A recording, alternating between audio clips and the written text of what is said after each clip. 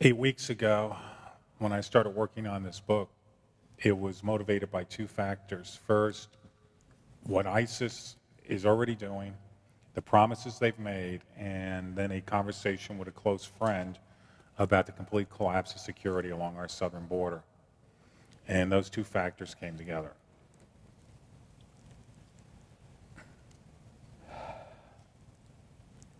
I've never seen Rick Joyner so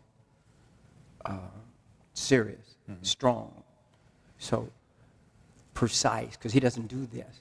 Yes. You believe that we have passed the point of no return on this thing?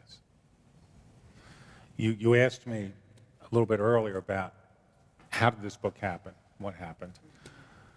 You and I had a wonderful visit back in the spring when we were discussing 1 second after and being prepared for things like EMP and solar storms. I was working on a different book at the time. I just finished it. And on June 28th, by the way, I just got formally engaged. Congratulations. This wonderful lady. Thank you. Hi, Robin. On that day, I had a conversation with a very close friend about the collapse of the security on the southern border. Robin and I were going out to a dinner together. Robin, I have found to be very much a spiritual guide for me in many ways. We were driving down the road, we were talking about ISIS, we were talking about the security issue on the southern border, and Robin looked at me and she said, I think God is calling you to write about this. I went home, we actually just had dinner, and I said, I got to go home and work. And I will tell you, the reaction you had, well, I've had 2 months to process it, but at 2 in the morning, I called her up in tears. And I said, I can't do this. I saw horrors. Some of you might recall how in June, when ISIS launched its offensive, mainstream media started saying, well, we have this footage of a purported execution or an alleged execution. Well, you can go inside the internet just for 2 or 3 minutes and dig a little bit deeper.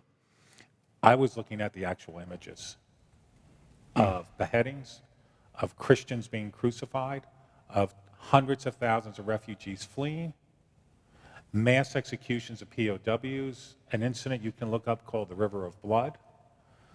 And I'm calling my fiance up, and I was like, how am I supposed to write about this? And she pushed me forward. I started writing the book the next day. It took me 6 weeks.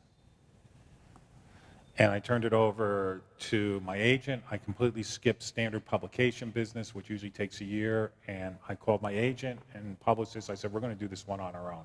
We can't wait. I think this is on top of us right now. The conclusion I've come to is ISIS has done everything they've promised. When they launched their offensive, when they've done the mass executions and the slaughter, horrible things. Everything they've promised has happened. And they promise they will bring the war to America. Now, in recent weeks, they have taken a supposed pounding back with some bombs being dropped. These are masters of public relations and social media. This is not the Al-Qaeda type terrorism of grainy images of their leader hiding up in a mountain. They are putting out slick videos to the world almost every day. And they have promised they will bring it to America. Our southern border is wide open. People I know who are connected to border security said it's an open river of hatred. And as I finished this book, I remember talking with Robin about it, and I said, I feel like I'm staring into the eyes of Satan.